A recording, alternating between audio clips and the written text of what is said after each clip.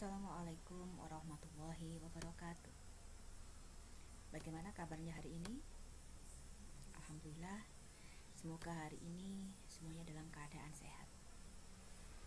Baik, hari ini akan kita bahas tentang materi kita, yaitu strategi promosi kesehatan. Sebelum kita bahas lebih lanjut, kita bahas dulu apa itu strategi.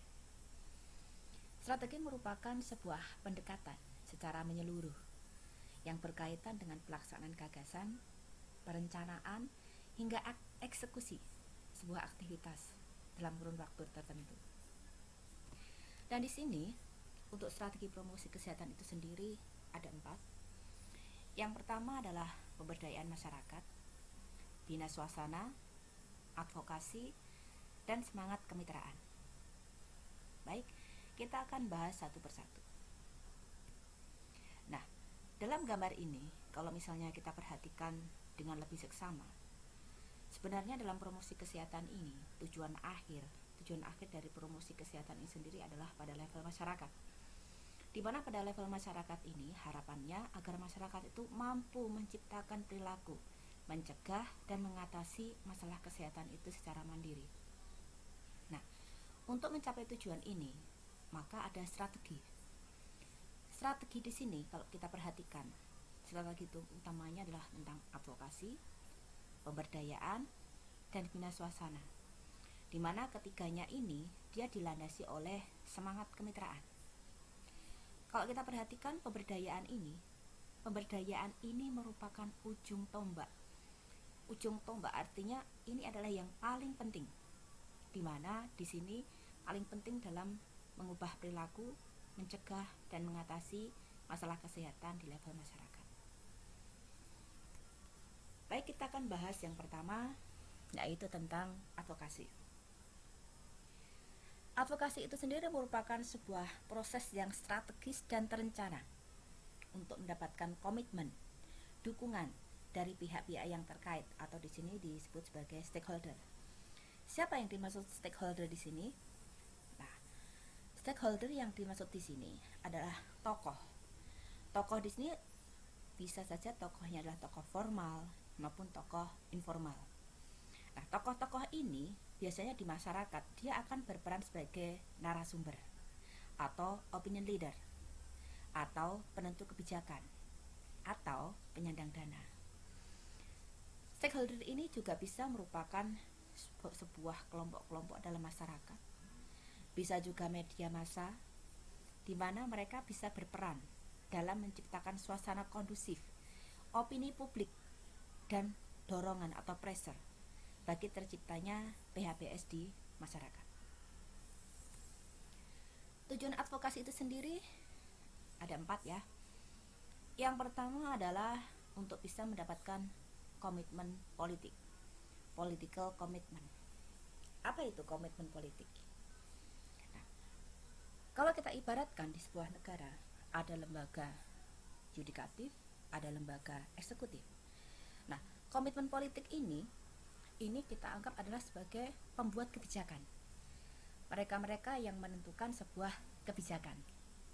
Contoh, misalnya di bidang kesehatan, pemerintah ini mau membuat kebijakan tentang bagaimana menurunkan angka kematian ibu. Tentu saja berapa anggaran besarnya biayanya, kemudian bagaimana kebijakannya untuk sampai nanti diturunkan sampai level paling bawah, membutuhkan sebuah komitmen, advokasi untuk bisa membuat sebuah undang-undang. Nah, di sini memerlukan sebuah komitmen politik, sebuah advokasi untuk bisa menciptakan kebijakan yang berupa undang-undang itu sendiri. Nah, kemudian yang kedua, untuk mendapatkan dukungan kebijakan, policy support. Kebijakan yang sudah dibuat tadi tentu saja akan turun lagi ke bagian eksekutif. Istilahnya bagian ini dia yang akan mendukung kebijakan untuk sampai ke level di bawahnya lagi. Nah, untuk mendapatkan dukungan kebijakan ini juga memerlukan advokasi lebih lanjut agar pelaksanaannya nanti bisa berjalan dengan baik. Kemudian jika menginginkan kebijakan ini bisa berjalan dengan baik, maka tujuan advokasi selanjutnya adalah mendapatkan penerimaan sosial, social acceptance. Bagaimana sebuah program kebijakan di masyarakat itu bisa diterima di masyarakat, tentang apa kerugiannya, apa keuntungannya, bagaimana mensosialisasikan ke masyarakat. Itu nanti yang akan dibahas dalam advokasi. Bagaimana advokasi ini bisa bertujuan untuk mendapatkan penerimaan sosial. Yang terakhir, mendapatkan dukungan sistem. Suatu kebijakan tidak akan berjalan tanpa sistem yang baik. Siapa yang akan melaksanakan, siapa sasarannya, berapa biayanya, bagaimana melaksanakannya, bagaimana evaluasinya, itu adalah sebuah sistem. Nah, sehingga tujuan advokasi ini begitu lengkap.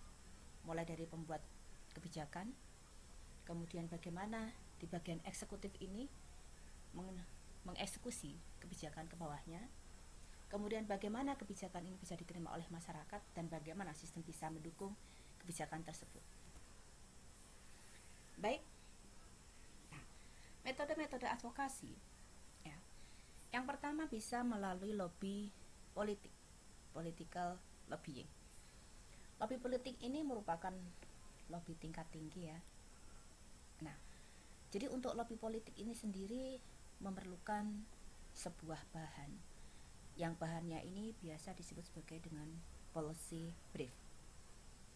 Nah, dalam lobby politik ini biasanya dilaksanakan untuk kebijakan-kebijakan yang memang bertujuan untuk membuat kebijakan, membuat undang-undang ya, yang untuk dilaksanakan hingga ke tingkat bawahnya ya.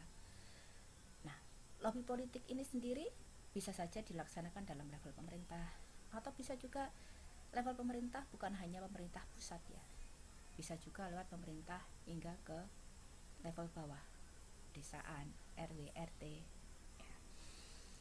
Kemudian bisa juga melalui seminar atau presentasi, bisa juga melalui media, bisa juga melalui perkumpulan, misalnya perkumpulan dari Karang Taruna, perkumpulan dari RT, atau perkumpulan ibu-ibu PKK mungkin.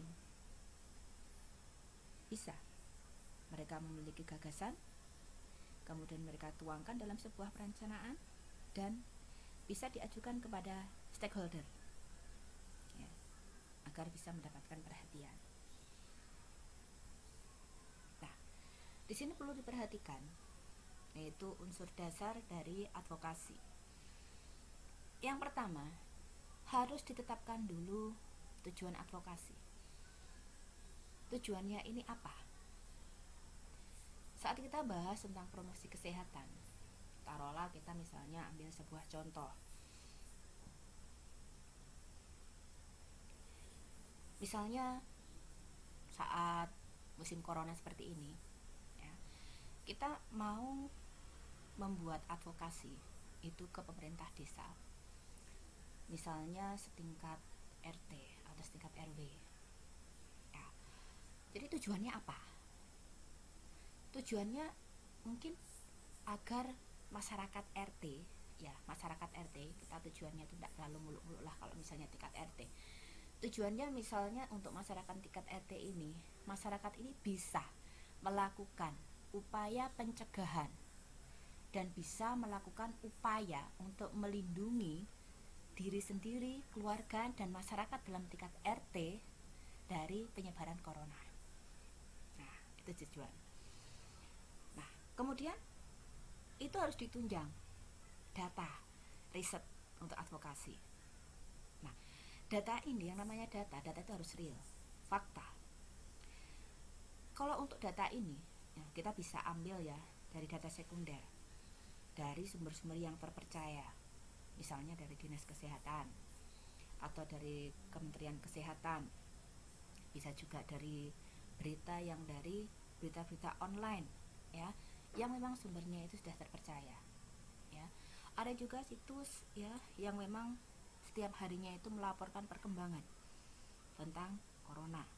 Nah, kita bisa ambil data dari sana. Begitu begitu pentingnya upaya advokasi yang harus kita upayakan ya. Kemudian yang ketiga, kita bisa identifikasi khalayak sasaran. Siapa sasaran kita? Nah, kalau tadi kita contohkan tentang masyarakat di level RT, berarti khalayak sasaran kita ya, ini adalah masyarakat di level RT. Kita tahu, kita lihat ya, masyarakat yang di tempat kita yang akan kita jadikan sasaran advokasi. Kita perhatikan tingkat pendidikannya seperti apa, tingkat pemahamannya seperti apa ya, sehingga ini nanti akan berkorelasi dengan cara kita berkomunikasi ya. Jadi tentang cara-cara bagaimana nanti kita menyampaikan ya, hasil advokasi jika seandainya itu nanti akan disetujui, berarti akan dilaksanakan, maka kita harus tahu ya, khalayak sasaran kita itu siapa, bagaimana kita nanti akan menuju ke mereka, strategi apa yang kita gunakan, itu harus sudah kita identifikasi dari awal. Kemudian selanjutnya adalah pengembangan dan penyampaian pesan komunikasi. Nah, untuk advokasi ini sendiri nanti juga perlu disampaikan. Tujuannya tadi itu adalah upaya pencegahan dan upaya untuk melindungi dari diri, keluarga, masyarakat, agar mereka bisa memutus rantai penularan, pencegahan untuk terjadi corona. Nah, berarti di sini juga harus dirumuskan. Untuk penyampaian pesan itu nanti harus melalui apa? Apakah door to door? Apakah menggunakan telehealth? Telehealth itu misalnya bisa menggunakan sosial media, atau misalnya bisa menggunakan pengeras di musola misalnya, ya. Itu harus sudah dibahas dari awal. Kemudian selanjutnya adalah membangun koalisi.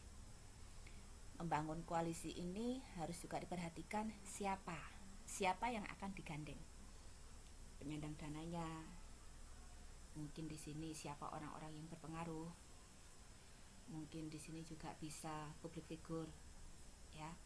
Nah, itu yang harus diperhatikan. Kemudian selanjutnya membuat presentasi yang persuasif. Persuasif itu artinya yang menarik sehingga mempengaruhi orang itu untuk menyetujui apa yang kita advokasikan. Nah, presentasi ini harus dikemas sedemikian rupa ya, sehingga mudah untuk dimengerti, mudah dipahami ya, menunjukkan data-data yang akurat ya, sehingga membuat sasaran kita yang akan kita advokasi ya, itu akan tertarik untuk menyetujui apa yang kita advokasikan. Selanjutnya adalah tentang penggalangan dana. Nah, mungkin ini yang paling penting ya. Semuluk-muluk apapun kita mau mengadakan suatu program, suatu kegiatan, jika dananya nggak ada ya, maka kegiatan itu juga tidak akan bisa berjalan lancar. Di sini harus juga sudah dari awal itu dipikirkan dari mana dana yang akan kita gunakan. Bisa saja dana ini kita minta dari dana desa misalnya, atau mungkin ada subsidi silang dari keluarga yang memang sudah mampu, itu memberikan subsidi pada keluarga yang kurang mampu, atau sistem arisan atau apa saja ya, sehingga akan terkumpul dana untuk melaksanakan program. Kemudian harus juga ditetapkan sistem evaluasi ya. Jadi sebuah program yang akan dijalankan itu harus ditetapkan sistem evaluasinya. Siapa yang akan mengevaluasi, kemudian kapan akan dievaluasi, dalam jangka waktu berapa lama, kemudian berapa kali frekuensinya, target capaiannya apa, itu harus jelas ya. Nah, jika semuanya ini nanti sudah disampaikan ya dalam sebuah tulisan yang lengkap, yang menarik, yang sangat jelas, maka untuk advokasi ini kemungkinan besar akan sukses. Syarat dari bahan advokasi. Syaratnya itu harus tepat, akurat, lengkap, menarik. Nah, agar tepat, akurat, lengkap, menarik, Apa yang harus dilakukan?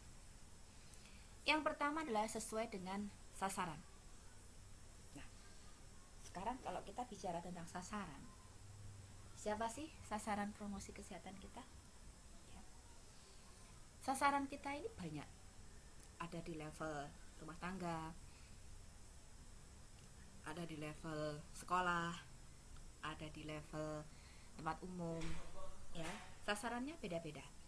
Tapi pada intinya sasarannya itu adalah masyarakat. Seperti yang sudah saya sampaikan di awal, ya. Kalau kita bicara tentang sasaran, maka yang harus kita perhatikan yang pertama adalah latar belakang. Latar belakang pendidikan, jabatannya, budayanya, kesukaannya. Semuanya harus kita ketahui. Kenapa? Ya, karena saat kita itu akan masuk mempengaruhi pikiran orang. Kita mau merubah perilaku seseorang, maka kita harus membuat sebuah seperti seolah-olah kita itu adalah bagian dari mereka, bahwa kita itu adalah mereka. Ya. Saat kita berhadapan dengan orang yang tingkat pendidikannya misalnya SD atau mungkin tidak sekolah, tapi kita bicaranya itu terlalu muluk-muluk dengan bahasa-bahasa medis atau bahasa-bahasa yang susah untuk dipahami, ya, itu hanya akan menjadi sesuatu yang sia-sia. Karena apa yang kita sampaikan mereka nggak akan paham, ya. Nah, itu nanti akan menentukan pola komunikasi seperti apa yang harus kita sampaikan, ya. Kemudian yang kedua adalah sesuai dengan lama waktu yang disediakan untuk advokasi, ya. Artinya saat kita mengajukan sebuah perencanaan, kita sudah harus bisa memperkirakan berapa waktu yang kita bisa, ya, sebuah program itu dilaksanakan, itu butuh waktu berapa lama, ya. Jadi kita sudah harus melakukan suatu analisis yang mendalam, termasuk dari analisis situasi, ya. Jadi sebuah advokasi itu, ya, membutuhkan waktu berapa lama. Nah, waktu ini harus sesuai, ya, harus sesuai. Karena saat waktunya ini nanti molor, ya, itu nanti akan menjadi evaluasi yang mungkin akan mengurangi saat kita melakukan advokasi selanjutnya. Yang ketiga, mencakup unsur pokok, menjawab what, why, where, when, who, and how, ya. 5W 1H. Ya. Jadi apa yang kita advokasikan, mengapa kita perlu, di mana sasarannya, kapan, siapa, dan bagaimana caranya, ya. Nah, itu semuanya harus tercakup di bahan advokasi secara lengkap, ya. Nah, kemudian selanjutnya memuat masalah dan pilihan-pilihan kemungkinan untuk memecahkan masalah. Nah, misalnya tadi kita bicara tentang bagaimana pencegahan, bagaimana masyarakat itu bisa mencegah dan memutus mata rantai penularan corona, ya.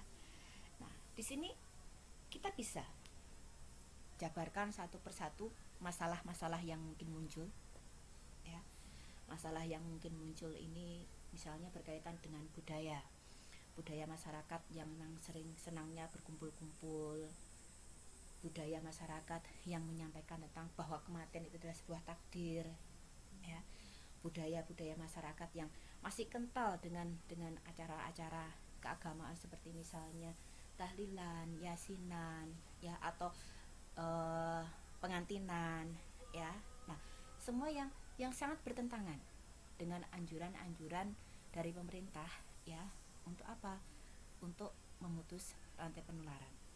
Nah, dari masalah-masalah itu, ya, kita jabarkan satu persatu. Dari budaya masyarakat, kebiasaan-kebiasaan itu kita jabarkan masalah apa saja yang bisa muncul. Nah, dari masalah itu tentu saja kita harus memilihkan pilihan-pilihan solusi. Nah, pilihan-pilihan itulah yang akan kita sampaikan pada bahan advokasi tadi. Pilihannya itu seperti apa untuk kemungkinan memecahkan masalah, ya. dan mana yang paling memungkinkan, mana yang paling efektif, dan mana yang paling efisien. Ya. Nah, kemudian selanjutnya, nomor 5, memuat peran yang diharapkan dari sasaran advokasi. Nah, jika sasaran kita tadi adalah masyarakat, ya, di situ kita harus tuliskan juga dengan jelas perannya masyarakat itu nanti apa. Nah, jadi kalau di sini tertulis dengan jelas, maka nanti langkah-langkah SOP untuk kita melaksanakan advokasi ini nanti, ya, hasilnya itu nanti akan bisa dilaksanakan secara jelas. Kemudian yang keenam adalah memuat data pendukung. Data pendukung ini sudah saya sampaikan di awal tadi, ya, bisa dari data sekunder, ya, dari hasil dari dinas kesehatan atau dari situs resmi, ya, dari Kementerian Kesehatan, atau memang majalah yang sudah terpercaya, ya. Bisa saja dijadikan dalam bentuk bagan, gambar, grafik, tabel, ya. Nah, yang penting data itu jelas, akurat, ya. Kemudian selanjutnya, dalam kemasan yang menarik, tidak menjemukan, ringkas tapi jelas, sehingga tidak perlu bertele-tele. Baik, tadi adalah tentang advokasi. Jika tentang advokasi ini nanti ada yang kurang jelas, nanti bisa ditanyakan dalam sesi tanya jawab. Sekarang strategi yang kedua akan kita bahas, yaitu tentang bina suasana. Bina suasana itu merupakan sebuah upaya untuk menciptakan lingkungan sosial yang mendorong individu, anggota masyarakat untuk mau melakukan perilaku yang diperkenalkan. Nah, di sini asumsinya adalah bila seseorang itu dia akan terdorong untuk mau melakukan sesuatu bila lingkungan sosial di mana dia berada, ya, bisa di rumah, di organisasi, ya, atau di manapun, ya, maka perilaku tersebut, ya, itu diikuti oleh orang banyak, ya. Nah, bina suasana sendiri itu nanti akan digolongkan lagi, ya. Yang pertama adalah bina suasana individu. Bina suasana individu ini artinya adalah dilakukan oleh individu-individu tokoh masyarakat atau orang-orang yang dianggap penting. Contoh, ya, misalnya di sini mau dibahas tentang rokok, ya, tentang rokok. Di sebuah sekolah mau dikampanyekan tentang kawasan bebas merokok. Nah, di kawasan tersebut, ya, ditunjang oleh misalnya kepala sekolahnya, ya. Nah, itu tidak merokok. Itu akan menjadi sebuah figur sendiri, ya, bahwa kepala sekolah aja nggak merokok, berarti kepala sekolah itu konsisten dong, ya. Maka kekonsistennya itu akan diikuti oleh seluruh sivitas yang ada di bawahnya. Contohnya lagi, jamaah, ada pemuka agama, ya, menyampaikan jangan merokok itu sangat mengganggu kesehatan, ya. Nah, ditunjang pemuka agama ini tidak merokok, ya, maka itu akan dijadikan sebagai public figure, ya. Oh, Mbak Kiai nggak merokok, ya. Nah, seperti itu.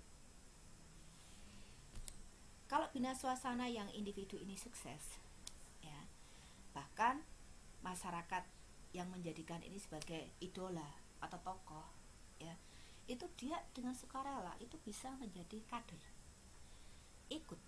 ikut menyebarluaskan informasi, ya. Kemudian selanjutnya adalah bina suasana kelompok. Nah, kalau ini bisa dikatakan adalah roda, ya, dilakukan oleh kelompok-kelompok dalam masyarakat. Contoh, ya, jadi seperti pengurus RT, RW, majelis pengajian, perkumpulan seni, organisasi profesi, organisasi wanita, ya, dan lain-lain. Nah, di sini bentuk dukungan ini apa saja? Bisa dengan mempraktekkan perilaku. Ya. Misalnya ibu-ibu PKK, ya, ibu-ibu PKK. Nah, ibu-ibu PKK ini, nah, dia di rumah menggembar-gemborkan, ya, ini musim corona, semuanya harus tinggal di rumah. Nah, ibu-ibu PKK ini bisa saja mencontohkan dengan perilakunya bagaimana? Ya, tidak rumpi, ya, tidak kumpul-kumpul sama ibu-ibu. Kalau ibu-ibu kan sukanya itu kan rumpi, gitu ya. Nah, jadi nggak kumpul-kumpul, ya, cukup di rumah saja, bercengkrama dengan keluarga, ya, anak-anak diajari di rumah, ya. Nah, kemudian mengadvokasi pihak-pihak yang terkait, ya, misalnya ada himbauan dari pemerintah, ya, ada himbauan tentang social distancing, harus berada di rumah, ya. Nah, ini bisa saja dia mengadvokasi pihak yang terkait, itu bisa ke RT-nya, bisa ke Pak RW-nya, ya. Bagaimana agar semua itu bisa berjalan dengan baik. Kemudian bisa melakukan kontrol sosial terhadap individu-individu anggotanya. Nah, contoh ibu-ibu PKK, ya. Ketua PKK, dia mempunyai istilahnya otoritas untuk mengatur ibu-ibu yang ada di bawahnya. Demikian juga misalnya Karang Taruna, ketua Karang Taruna bisa juga mengontrol perilaku anggota-anggota yang ada di bawahnya, ya. Artinya saat sebuah isu, sebuah program, suatu gagasan itu nanti akan dilaksanakan di suatu wilayah, ya, maka roda-roda yang ada di dalamnya, roda itu tadi yang dimaksud itu tadi, misalnya dalam sebuah desa, wilayah desa, ya, maka di sana itu ada RT, RW, kemudian ada perkumpulan PKK, ada perkumpulan Karang Taruna, ya, mereka menggaungkan hal yang sama, ya. Misalnya seperti saat ini tentang corona, tentang pencegahan, seandainya semua organisasi ini menggaungkan hal yang sama, saling bersinergi menggaungkan hal yang sama, itu nanti akan membentuk suatu opini publik, ya. Jadi membentuk suatu pola pikir pada masyarakat, bahwa pada masyarakat itu akan terbentuk pola pikir, oh, jadi untuk mencegah kita harus melakukan tindakan pencegahan seperti ini. Itu pentingnya. Jadi semuanya harus saling bersinergi. Roda-roda yang ada dalam suatu wilayah tersebut menggaungkan hal-hal yang memang hal yang sama, berulang-ulang, sehingga itu nanti akan membentuk suatu opini publik. Nah, kemudian selanjutnya adalah bina suasana publik. Nah, ini dilakukan oleh masyarakat umum, ya. Masyarakat umum ini bisa dengan memanfaatkan media komunikasi seperti radio, televisi, koran, majalah, atau saat ini, ya, yang yang memang saat ini zamannya itu dengan menggunakan sosial media. Untuk era zaman sekarang, ya, di sosial media informasi-informasi itu begitu banyaknya berlalu lalang. Bahkan informasi itu kadang-kadang kita tidak tahu mana yang benar dan mana yang salah, ya. Jadi perlu sumber-sumber yang terpercaya saat kita mau menyebarkan tentang informasi kesehatan. Karena saat di sosial media, misalnya kita menyebarkan suatu permasalahan dan itu menjadi viral, ya. Viral itu nanti akan menjadi sebuah paradigma. Dan jika paradigma itu salah, itu pun sudah akan menjadi paradigma yang akan diyakini bahwa itu menjadi benar, ya. Makanya ini yang perlu hati-hati, ya. Jadi bisa menjadikan dampak itu positif, tapi juga bisa itu menjadikan dampak itu negatif, ya. Sehingga benar-benar perlu kebijakan. Nah, dengan adanya masyarakat yang secara serentak nanti, ya, memanfaatkan media-media ini, dan ini nanti akan tersebar luas, sangat luas sekali, ya, maka ini nanti yang akan bisa muncul untuk bisa terciptanya opini publik yang lebih luas, ya, yang tidak hanya pada skala lokal tetapi menjangkau khalayak yang jauh lebih banyak, ya. Nah, sekarang strategi selanjutnya adalah tentang pemberdayaan masyarakat.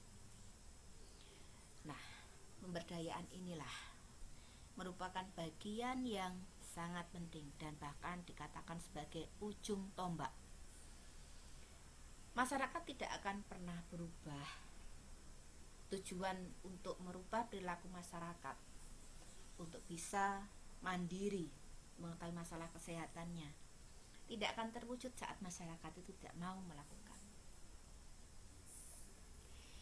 Pemberdayaan ini merupakan proses yang panjang ya, yang meliputi pemberian informasi kepada individu, keluarga, atau kelompok secara terus-menerus, berkesinambungan, mengikuti perkembangan klien, proses membantu klien agar klien itu bisa berubah. Ya. Yang perlu diperhatikan di sini adalah secara terus-menerus, berkesinambungan, ya, sehingga tidak bisa suatu informasi ini hanya dilakukan sekali.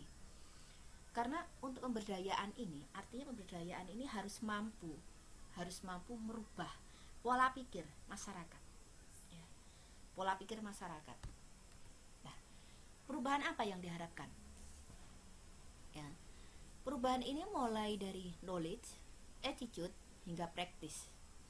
Dari knowledge ini, dari masyarakat yang tidak tahu menjadi tahu atau sadar. Bagaimana caranya membuat masyarakat itu dari tidak tahu menjadi tahu atau sadar? Nah, kita tahu bahwa masyarakat itu dengan berbagai latar belakang pendidikan, budaya, pemahaman, mereka memahami tentang kesehatan itu dari berbagai sudut pandang. Ya. Ada yang berpandangan banyak anak banyak rezeki, ada yang berpandangan bahwa kematian itu adalah takdir, ada yang berpandangan bahwa KB itu menyalahi dari agama, ya. Ada yang berpandangan BAB di sungai itu adalah hak, ya. Banyak. Mengapa demikian? Bisa jadi karena mereka tidak tahu apa dampak yang ditimbulkan jika perilaku itu masih saja terus berulang.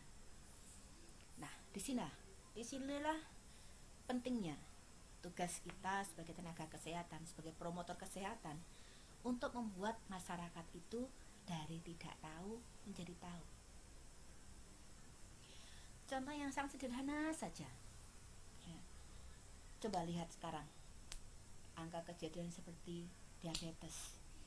Diabetes itu kalau dulu itu menyerangnya adalah pada orang-orang yang memang usianya itu sudah usia dewasa ya. Tapi sekarang kalau diperhatikan, bahkan anak SD itu sudah bisa menderita DM. Kenapa? Karena pola makan, bertebarannya jajan-jajan yang banyak mengandung karbohidrat seperti cireng, cilok, dan lain sebagainya, ya, dimana mengkonsumsinya itu dalam jumlah yang tidak terbatas, kandungan gulanya yang sangat tinggi, ya. Nah, orang tuanya nggak paham, ya. Orang tuanya berpikir, biar sajalah, dulu waktu saya muda susah untuk bisa jajan seperti itu, sekarang anak saya nggak boleh susah seperti saya. Kemudian attitude, ya, dari tahu menjadi mau, ya, dari tahu menjadi mau. Jika mereka itu sudah tahu tentang masalah kesehatan, bagaimana membuat masyarakat itu menjadi mau, ya. Dan ini bukan hal yang mudah, bukan sekali hal yang mudah, ya. Kadang-kadang saat sesuatu itu sudah menjadi apa ya, sesuatu yang mendarah daging gitu ya, itu akan sangat sulit untuk merubahnya, ya. Contohnya misalnya BAB di sungai. Dia tahu, ya, BAB di sungai itu akan banyak menimbulkan penyakit seperti tifoid, diare, disentri, ya. Dia bisa misalnya membuat jamban, ya, karena secara ekonomi dia mampu. Permasalahannya di sini adalah tidak mau, ya. Tidak maunya ini mungkin ya banyak hal yang terkait, ya. Mungkin tidak maunya ini ya karena sudah terlanjur enak, ya, tidak mau susah, ya. Nah, jadi ini tantangan tersendiri. Kemudian menjadikan dari mau menjadi mampu, dan dia mampu untuk merubah perilaku. Nah, ini sebenarnya tantangan sebenarnya, ya. Saat saat seorang petugas kesehatan itu mampu membantu, mampu memfasilitasi masyarakat sehingga berdaya, sehingga mereka itu bisa secara mandiri untuk bisa merubah perilaku yang sesuai dengan kesehatan, maka itu adalah tingkatan yang sudah paling tinggi. Artinya masyarakat itu sudah berdaya. Nah, ini merupakan tantangan yang cukup berat, ya, karena yang namanya kita berhadapan dengan masyarakat, beda pola pikir, ya, beda latar belakang, beda kebudayaan, beda kepercayaan, nilai, ya, itu akan menemukan tantangan tersebut. Kemudian selanjutnya adalah semangat kemitraan. Semangat kemitraan ini harus digalang baik dalam rangka pemberdayaan maupun bina suasana maupun advokasi. Ya. Tujuannya di sini adalah untuk membangun kerjasama dan agar bisa mendapatkan dukungan. Nah, kemitraan ini sendiri perlu digalang, ya, bisa antar individu, keluarga, pejabat, instansi pemerintah, ya, baik lintas sektor, dengan pemuka atau tokoh masyarakat, media massa, ya. Jadi semakin banyak kita itu mendapatkan mitra, maka artinya kita akan semakin banyak mendapatkan dukungan. Itu yang paling penting. Nah, prinsip kemitraan itu sendiri ada 3, yaitu kesetaraan, keterbukaan, dan saling menguntungkan. Kesetaraan ini artinya tidak diciptakan hubungan yang bersifat hierarkis kecuali kesepakatan. Artinya apa ini?